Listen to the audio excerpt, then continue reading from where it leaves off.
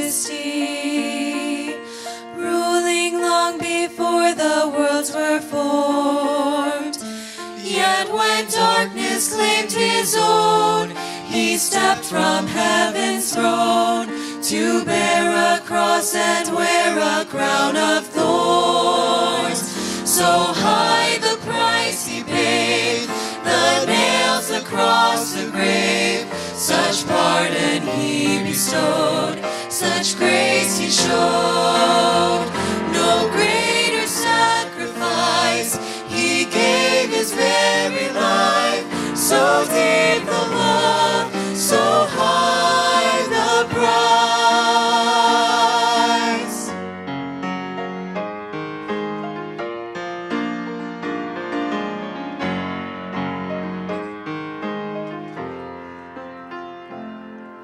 Son of God, so willingly he took our place, clothed in robes of frail humanity.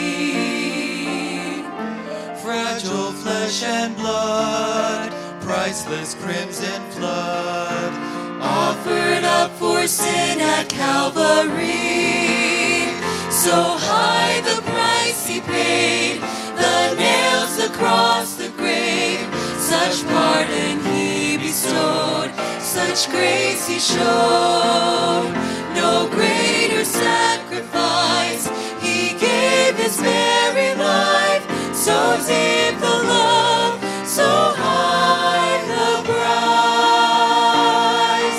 buried like a beggar in a borrowed tomb. Everything for nothing, so it seemed. But death could never stand against the nail-scarred hands and power of heaven's resurrected King. So high the price he paid, the nails, the cross, the grave, such pardon he bestowed, such grace he showed. No greater sacrifice, he gave his very life. So deep the love, so high the price, so deep the love, so high the price, so high the price. All right, thank you. Let's. Did you get? I hope you got a handout. Did we pass those out tonight? We're back in the book of Proverbs. Can I get a little bit here on the monitor? A little bit more on the monitor. We've been working through the subject here for the last several weeks on relationships, wisdom in relationships. We understand, of course, that the two greatest commands are to love God, which everybody buys into that one. That's I love God. And then the second one is to love others, okay? Loving others can be a little bit tougher, but God wants us to do that. So God wants us to work on having the blessings in our relationships. And as I said, half jokingly, but really not jokingly, some of the greatest blessings in life come through relationships, and also some of the greatest irritations in life come through relationships. And that's just how it is. So if that's gonna be how it is, let's make sure that we're working to make our relationships the best that we possibly can. One reason that we struggle in our relationships is basically just a violation or ignorance of not understanding some basic biblical principles that God tells us, which will help us in our relationships. And so that's where we are at. Last time we looked at several. I'll just read them to you. We looked at 11, 12, and 13. We said number 11, we must understand sometimes we can't settle a disagreement with someone alone. Number 12, when we offend somebody, it will bring a distance that may never be restored. And then number 13, a friend is more about what you are, not what you have. Okay? We looked at those last time. Now, let's look at this one. Number 14. When you see a potential argument is coming. By the way, how many of you have ever seen that? Come on. How many of you just kind of like, I've driven down this road before. I've seen this movie. I know how it ends. I sense it, okay? It's like, yeah, it's not our first rodeo. Hey, what do? Do all you can to avoid it.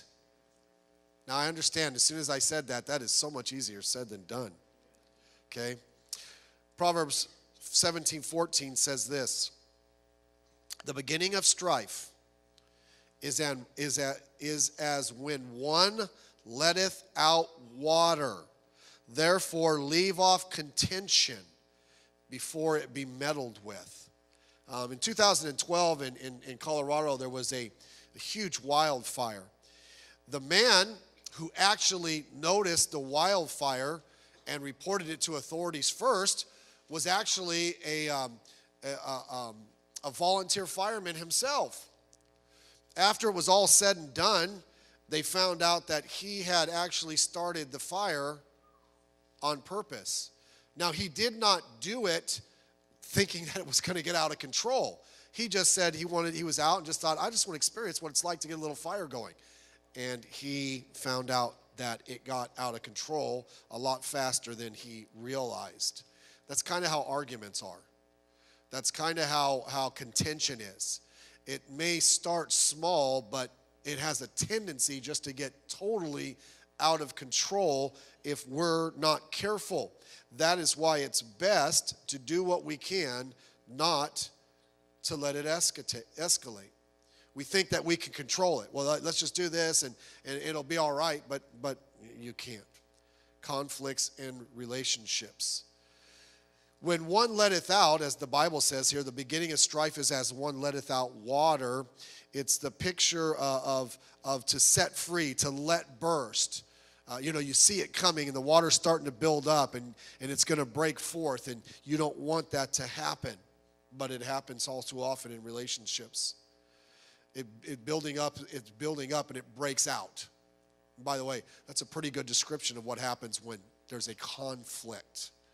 So we need to make sure that we don't let the water out.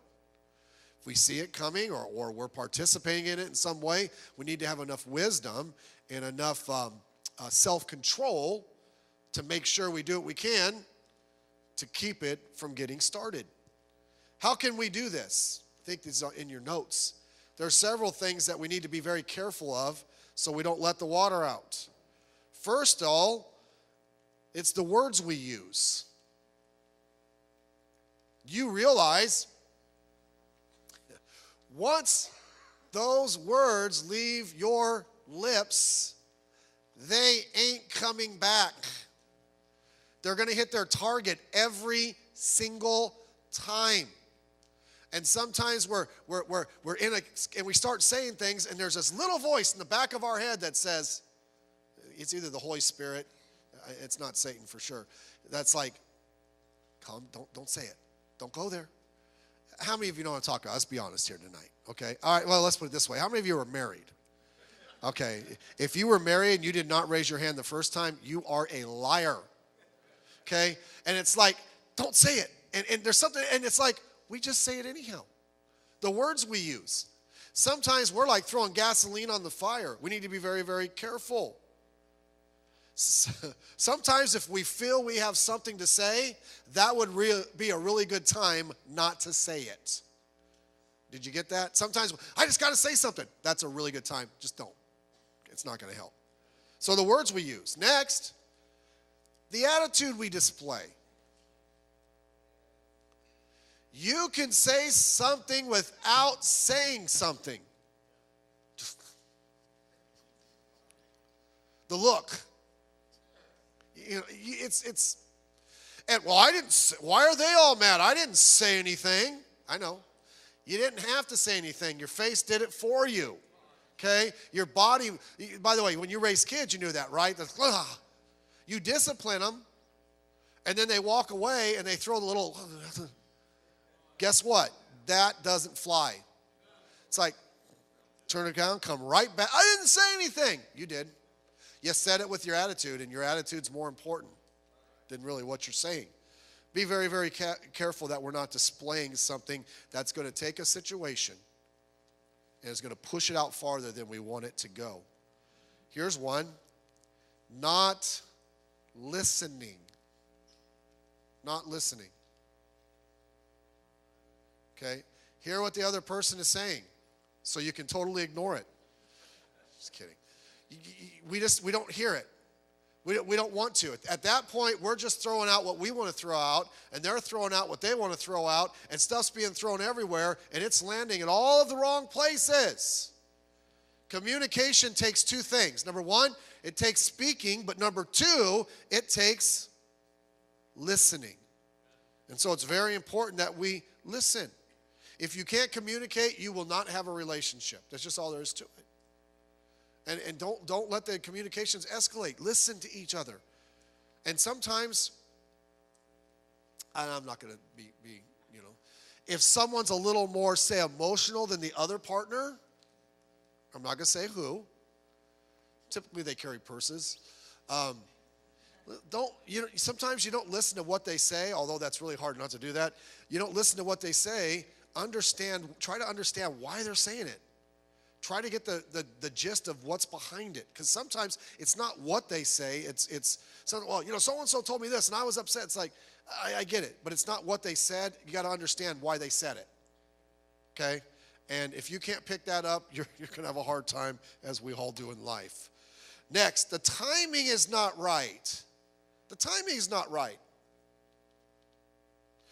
There's a time to deal with things. There's a time to talk about things. But sometimes there's a time not to talk about things. Right? Sometimes what you need is a good night's rest. Sometimes it's like, let it go for another day. Now's not the time. And so there's wisdom in understanding that. So what's the best advice when it comes to this? Start it, stop it before it can get started, or before it gets out of control. Funny. Back at the old church building, how many of you used to attended when we were on Pacific at all? Anybody? Raise your hand. Raise your hand high if you did at Pacific. Okay, a lot of you never been to that building. And guess what? Let me just explain something to you. You weren't missing much. Okay? But over at Pacific, we had like a little thin, long auditorium. And it didn't have a baptistry, but there was like a little room in the corner. Like if this is a platform, up here it'd be like a little room. It was just really tiny. And we kind of knocked something out so we could, and literally we stuffed a horse trough in there, and that was the baptistry. Okay? And there was no room in that thing. I mean, when you baptize, you got to kind of like, and there it was, right? It was a horse trough. So my job was to fill the horse trough early on Sunday mornings. And there was a little fireside room there where my Sunday school class was, and there was a little door in the corner. So I would take the hose through the window. There was a window, and there was an outside hose, and I would drag it in, and I'd put it inside the horse trough. And so, you remember this, right, Albert? Thanks for laughing. And so I put it in there, and I think I had some kid out there, hey, turn it on for me. And they turned it on, and they took off running. And I put the hose in there, and it starts to fill up, and I walked away. As I walked away, I looked back at the hose. We understand the principle of propulsion. And what happened is the pressure of the water started bringing the hose out.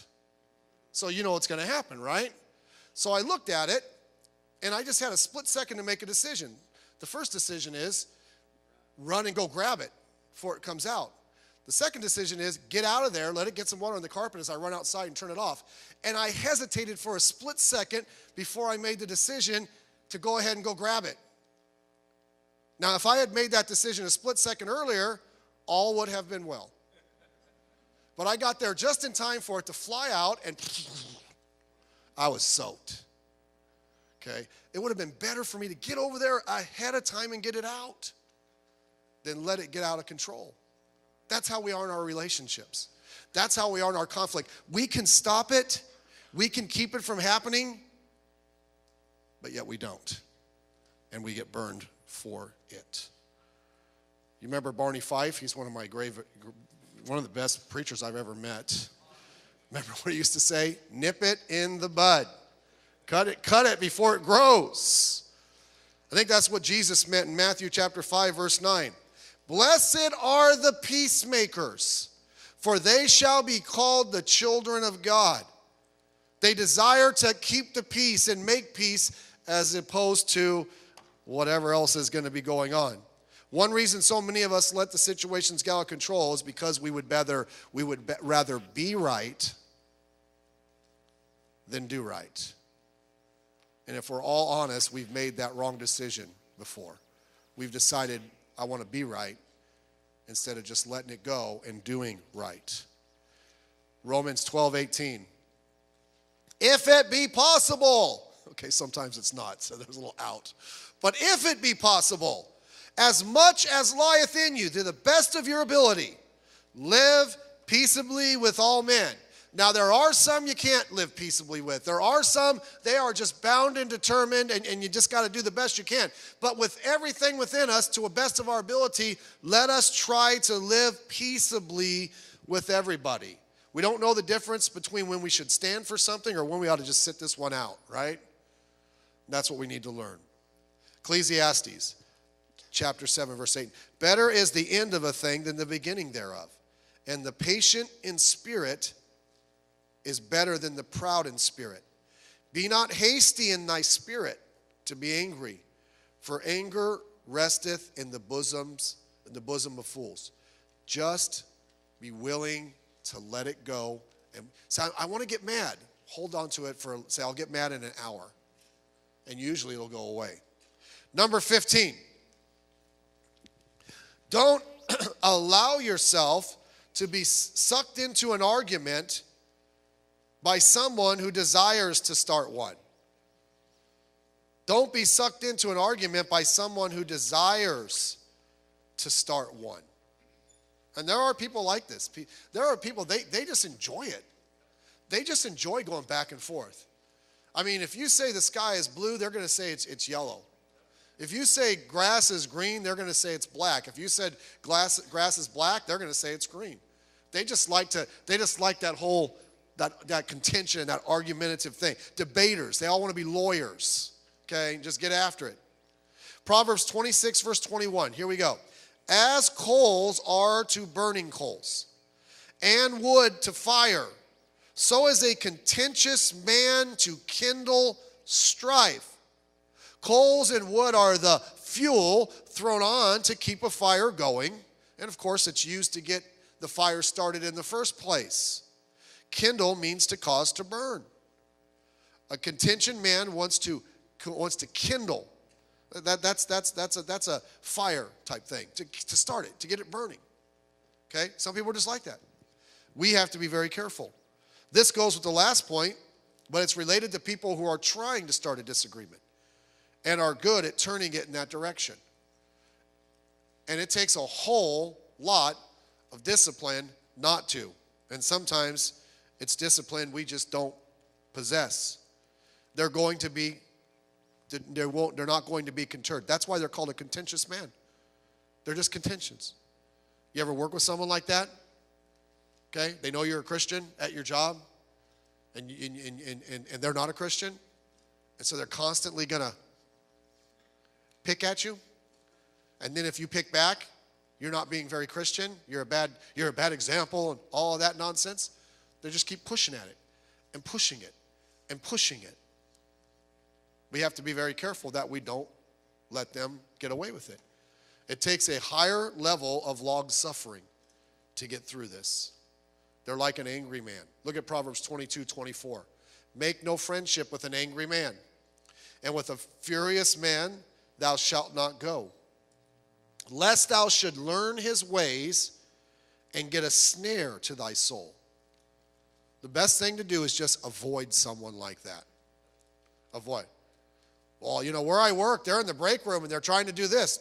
Don't eat in the break room.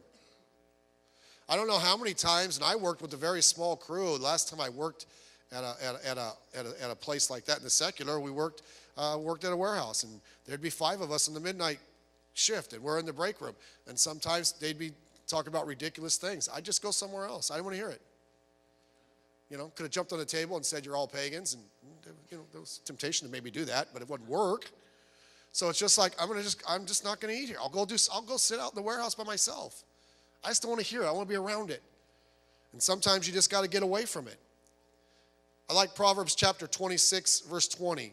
Where no wood is, there the fire goeth out. Well, that's good preaching. You can get a message, I ain't no wood. Okay, I get that. And that's a good message. But that's not what it says. So where there is no talebearer, the strife ceaseth.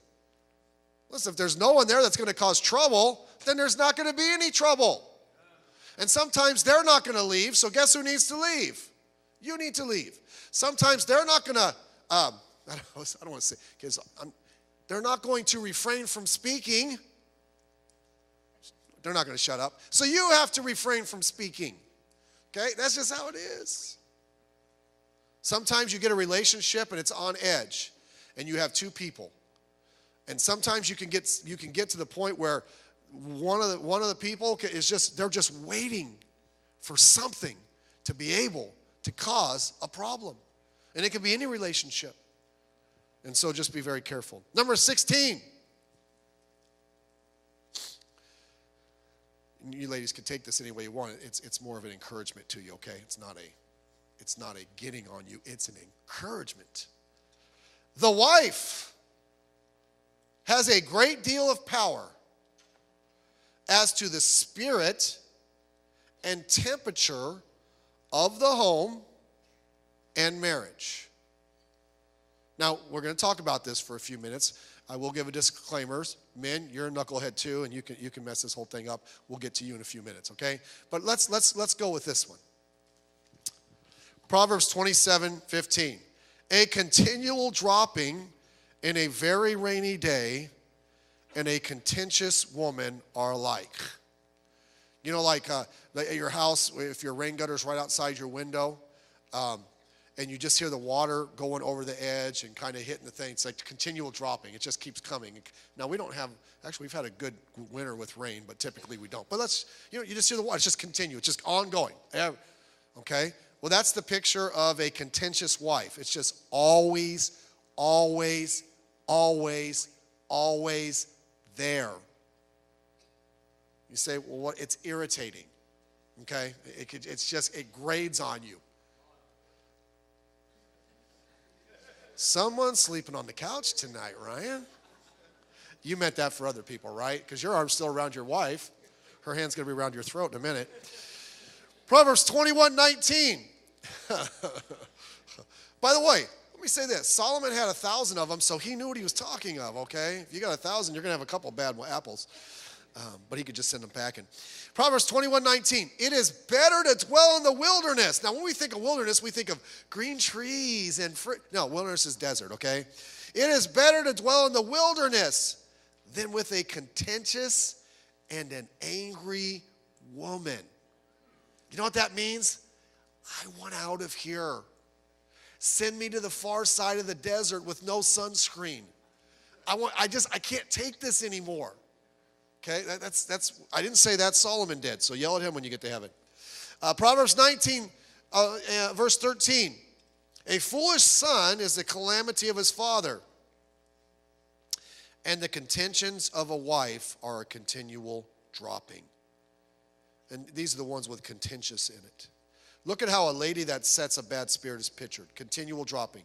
Constant dripping that is irritating. Better to dwell in the wilderness. Running away to the desert, just want to get away from it. And again, continual dropping. It will never stop. What does that mean? You'll cause your family to never want to come home. Okay? Now, early in our study, we've been doing this since 2 years, but early in the study, we talked about the virtuous woman, and we mentioned some of this. By the way, there's an attack, and don't buy into it, ladies. There's an attack on ladies being virtuous, godly, real women in our society. Don't let society mold you into their ridiculous mold. Okay? Someone's going to trample all over you. No, read all of Proverbs 31. That lady was on the ball. She had it going. Okay? That wasn't happening. You know, these ridiculous ladies that protest right after Trump was elected. Okay? Can I just tell you something? And by the way, I shouldn't have said ridiculous ladies.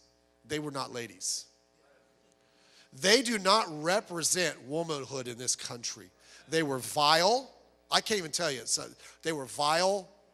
They were pathetic. That's not womanhood. That's not. Womanhood is uplifted in the Bible. You know, so well, yeah, if you're a woman like that, you're trampled on and no, it isn't. It's not demeaning at all. It's high and exalted and lifted up in God's eyes. And so don't buy into that nonsense. Most of those types are more concerned about killing unborn babies. They don't even know what a real woman is. By the way, the fact that they would be so interested, and that is like their pet doctrine. That's the complete opposite of a lady. When we think of a lady, we think of nurturing and caring about children. And then you have that bozo Hillary that gets up and abortion is okay up until right before the baby's born.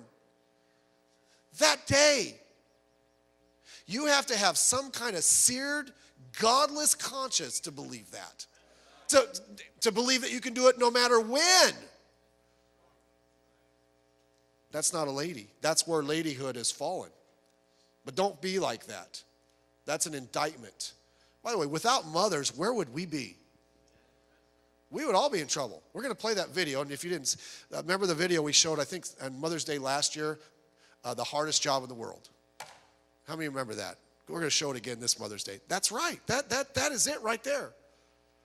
And being a wife and being a lady. Now look, let me just say this, and I don't mean this in a negative way. I thank God I'm not a lady. I like being a guy. By the way, you guys ought to be that way too. Well, I can go somewhere and they'll change me. No. Change you. Just because you put a dress on and carry a purse doesn't make you a lady any more than sleep in the garage makes me a car. No, but I'm glad I'm a man. I don't want to be a lady. And by the way, if you're a lady, thank God you're a lady. You shouldn't want to be a man. Be what God made you. Okay, this isn't a better, best scenario.